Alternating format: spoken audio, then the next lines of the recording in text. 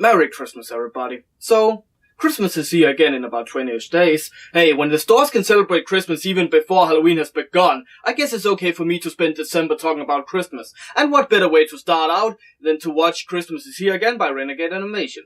If you know anything about me, then you know I'm not really the biggest fan of Renegade Animation. Truth be told though, is it their fault that the new Tom and Jerry show is bad? Is it their fault they created Tappy Toes? Or is it the producers' fault like Gaiam, the ones who constantly give them money and probably also unreasonable deadlines?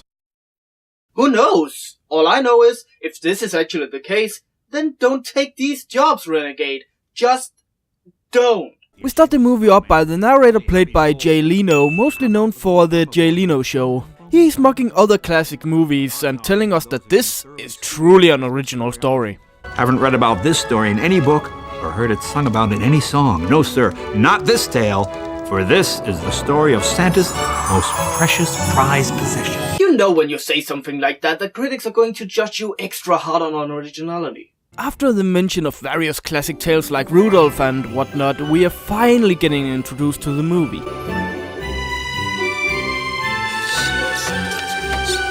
Snowflakes falling to the ground. Oh my goodness, it's a musical.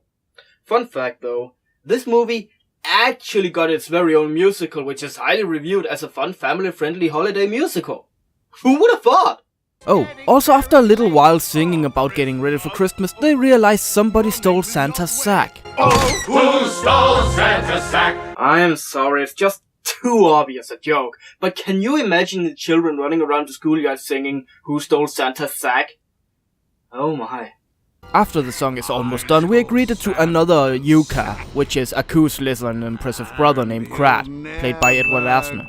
Wait just 1 minute. He played Santa Claus and Elf. Why is he playing Krampus here? That really doesn't make any sense. I'm sorry, but you have an already good Santa Claus. And he's playing the villain? What the hell? Okay, now you got to tell me who is playing Santa Claus. Oh, him. Well, okay, yeah, I got nothing. We then cut to mere 30 years later. Over 30 years passed. Because kids knows the concept of big fucking time skips. Here we see the main protagonist Sophiana, played by Madison Davenport, and I have to say, just listen to her voice acting throughout the review. She really has grasped the concept of being professional while still sounding like a young girl. It's actually amazing. Stop that! You almost hit Mr. Caterpillar. She's apparently trying to help this little caterpillar who's apparently stuck in a tree. In the middle of winter. But really, in a movie where Santa's sack is stolen by Krampus or Krat, and therefore Christmas has simply been gone in 30 years, would you really question the caterpillar being active in the middle of winter? Some mean boys throw snowballs at her and the caterpillar. She falls down and loses her walking cane.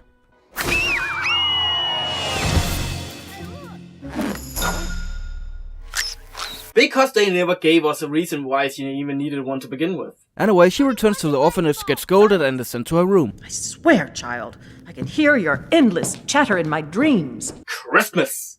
The time of cheers. By the way, am I the only one who gets some sort of like reboot of Dexter's Laboratory vibes from this art style? And maybe that's just me. But the caretaker, played by Kathy Bates. Wow, with such a weird concept. How did they get these actors to voice it? Anyway, the caretaker's name is Dowdy, basically to what I can figure out is a wordplay on dowdy, as in doubts everything you do. Fitting name since she's mean and evil. And really, Charles Dickens material. Oh, she is. Mean she is. Sophiana in the meantime has a song including a lot of, I believe, cute Christmas greeting cards. Yeah, all these images feels like they could be those overly cute and vomiting-inducing greeting cards your family sends you. Greeting cards. That's funny, I never get any cards, just bags of dog poo with the description "Merry Christmas, you fucking asshole." The time of giving, people. The very next day we see the children eating slop while Dowdy and her pet is waiting to get served their food. Which Sophiana comes in to give her the breakfast. She prepared herself. Which is funny, she made poached eggs and the kids get slop. The perfect poached egg will have a nice... What is it with Renegade Animations and their poached eggs? Anyway, she didn't order poached eggs and is quite the asshole about it. How many times must I tell you? Eggs over easy, bacon crisp, hash brown slightly brown. Plain and simple. Well, due to this, Sophiana is sent to her room, but what is this? It's adoption day. Child, do you honestly think they'd ever pick you over any one of these healthy children? Well, I guess they forgot the Christmas miracle. Also another thing is Dowdy doesn't like Sophiana. Why doesn't she just get rid of her? Goodbye. No, not like that. Seriously? I mean, really sell her out, to get the parents to really like her, to just get rid of her. Goodbye. I hate you people. Well, it seems like the caterpillar wants some huckleberries and they stumble upon Mitchell. Huckleberries. Let's go. Who's played by Paul Sapia, who really sounds like a child with no acting skills. Well, we now have a scene of an old woman picking the huckleberries. Oh, my darling, what's her name? Wait just 1 minute. Those berries are the orphanage's property. Hey, you old broad. Seriously? Stealing berries from the orphans? That's not right. Well, no matter that, the old lady helps Sophiana receive a berry and we learn that Sophiana is an excellent cook. Oh yes, I love to cook. Since we clearly didn't get that idea from the poached egg scene. We then have a song about growing up to your dream job and we have a joke on behalf of accountants. I want to be an accountant. Yeah, because accountants are just here for us to laugh at them. No one realizes that without accountants, our world would pretty much stop existing. But laugh away, people. Laugh away. They like math. Oh, nerds. Well, it so happens that Sophiana is about to be spotted and she runs off to hide in the middle of the fucking woods. Oh, Mr. Caterpillar, it's no use. You've gone too far. We'll never find our way home. Okay, I have to admit, I like Sophiana. She's a sweet kid. But seriously, getting lost in the lost woods while you're trying to hide? Really? I mean, seriously, just take a wrong turn and you'll be out in a minute.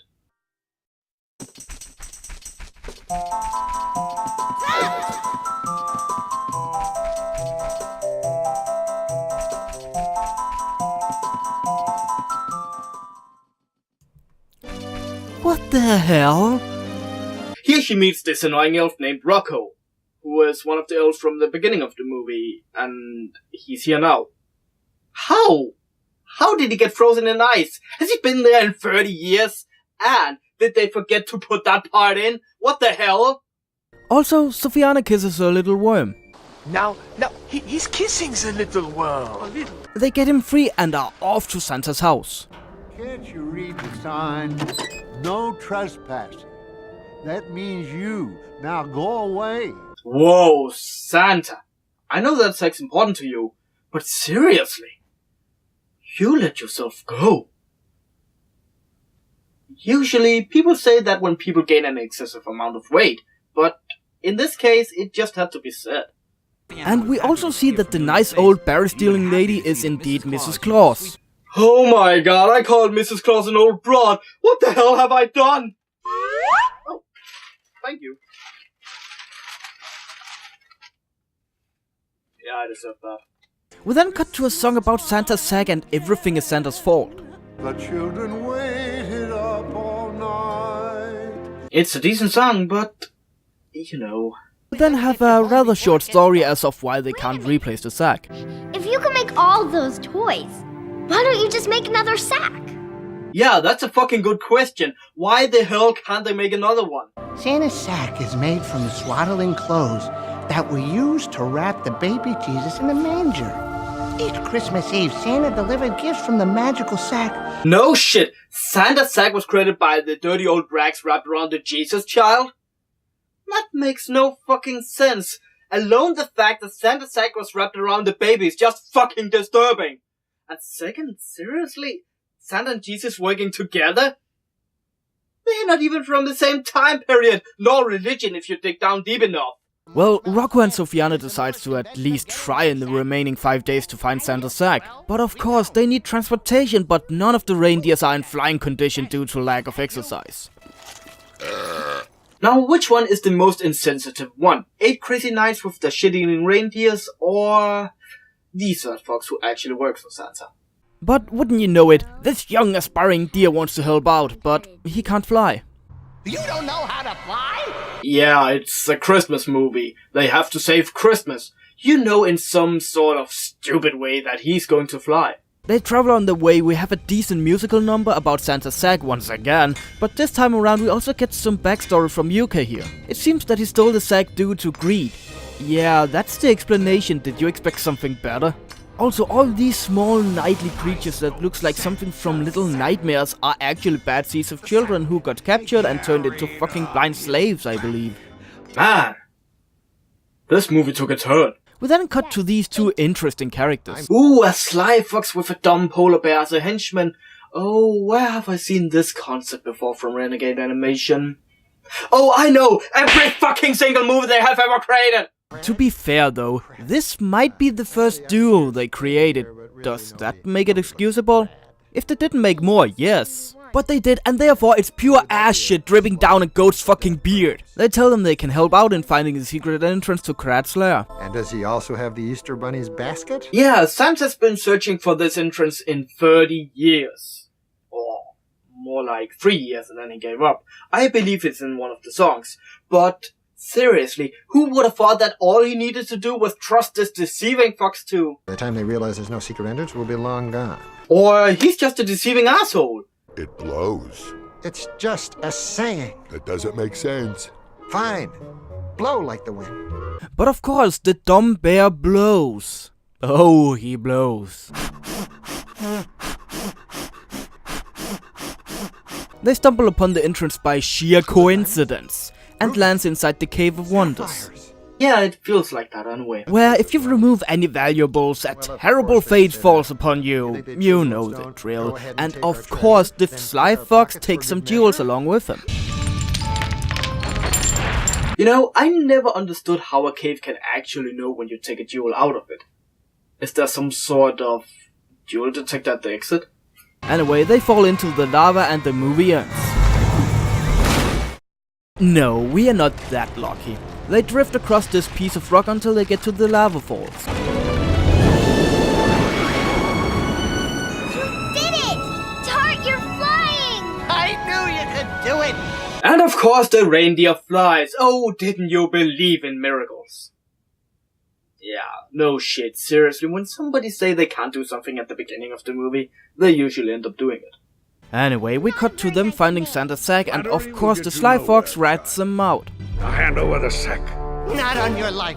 I will protect this sack until my dying breath. I said hand it over! Here you go. Then we have a mediocre song about Krat being evil ever since he was born. I have known that I am the evil one. Yeah, if you expect something like Be Prepared, you're going to be heavily disappointed, people.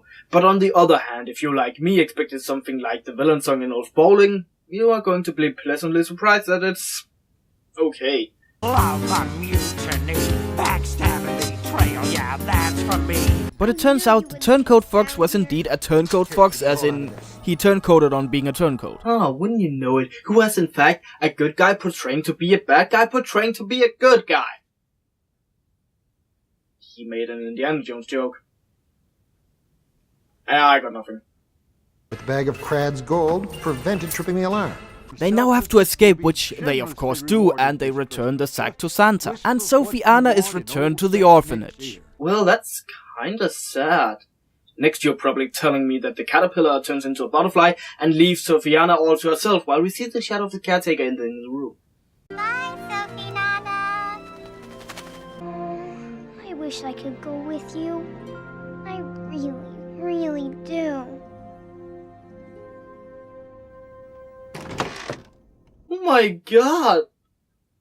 You know, I actually wanted Sir Billy to have an unhappy ending, but this is a Christmas movie! Have some goddamn fucking Christmas cheer! But it actually have exactly that. Santa and Mrs. Claus, I still apologize ma'am, comes in to adopt Sofiana. Mrs. Dowdy even gives Sofiana a new cane. Which I still don't understand what she needs for, seriously, she can run. Never mind, they all live happily ever after, preparing for the first Christmas in about 30 years. And that's what I call a happy ending, folks. The movie has flaws. It's not the best either. The voices are seriously all over the place. Some are pretty damn fantastic, like Sofiana, while others I should probably reconsider. It reeks of renegade animations, having the exact same duo of bad guys as their other movies, one big strong fellow that's dumb as fuck, while they have a more devious smaller villain. Oh, and also, they could have used Krampus, and they didn't. Instead, they created this pathetic joke of a villain Crad. Seriously, he wasn't that interesting, his motives were lousy, and the fact that the miners never got explained, nor rescued for that matter, is just plain bad. It's a Christmas movie, couldn't they have used another miracle card? The songs aren't bad per se, but in my opinion, there's too many and they scale a bit too much. Some people say they are stale as cardboard, while others say they are brilliant, especially for a direct-to-DVD movie, and that may be true. Although I have to go with the first choice. The fact that they claim it is an original Christmas story is debatable. Seriously, a lot of the reindeer stuff is just a copy-paste of Nico the reindeer. The villain is obviously a child-friendly Krampus. The fact that it takes place in an orphanage? Seriously? Do I even need to explain that one? Christmas is in jeopardy again, not anything new, and yet they claim it is. The animation, well, not bad compared to their other work, at least you can see they put effort into this, whether it be little or much. In all honesty, if you're looking for a new Christmas movie to watch while you wait, I would give this one a go. It's not terrible, but it's not one you're going to watch every year either. So, Merry Christmas, Happy Holidays, Merry Solstice, whatever you celebrate. I'm the Angrynator. On Christmas Day, on Christmas Eve, I'm never going to get anything but fucking coal!